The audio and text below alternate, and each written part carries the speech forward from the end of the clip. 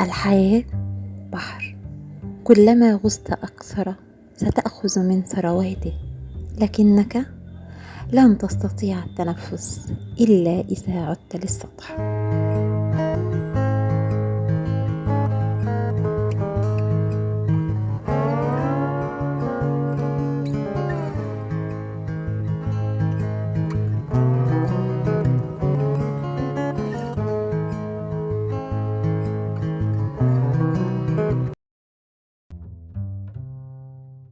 منتصف كل الألم يوجد أشياء جميلة في الدنيا تسعدنا، وتوجد الحياة في أصغر الأشياء، في حضن أمك وكتف صديقك وضحكة حبيبك لحظة اللقاء. لعل غدا يختلف ويأتي بالخير المقصود والشيء المطلوب. إن الحياة تعني الابتسامة، ولكن ليس في أوقات فرحك، وإنما في أشد أوقاتك حزنا وضيقا. كل فترة ولها صاحب، وكل دقيقة لها عزيز. لذلك لا تتعلق بأحد، فكله يذهب ويأتي غيره. إننا نعيش في هذه الحياة ونحن نصدق إننا نعيش، ولكنها خدعة مضحكة، خدعة للجميع بها. كل نفسك كل شيء، فلا أحد يدوم لأحد. إن رزقك يعرف طريقه إليك أكثر مما تعرفه أنت لنفسك، فلا تحزن على فوات الرزق، فإنك ستأخذ ما كتب لك كاملا. استعصم بحبل الله وتمسك به، فإن الله سيكون معك دائما.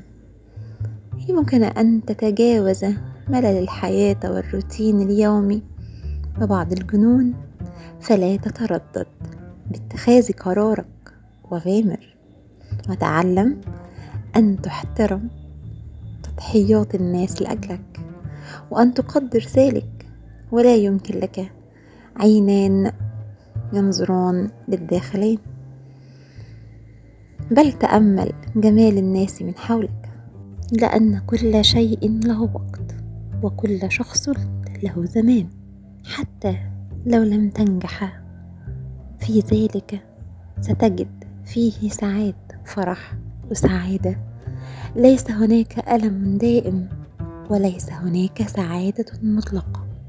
فهون على نفسك، ولا تبدأ بأي مشروع تنوي فعلها قبل أن تؤمن بنفسك وأنك قادر على تحقيقه. الحياة صلبة وقاسية أحيانا، ولكن تختلف هذه الحقيقة. حتى ولو كنت شخص إيجابي وباحث عن السعادة، السلام ليس كل شيء، الحرب جزء من الحياة.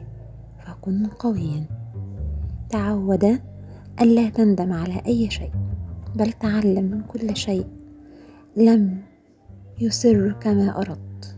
تعلم وأبدأ من جديد، واختر من يحبك ولا تختار من تحبه.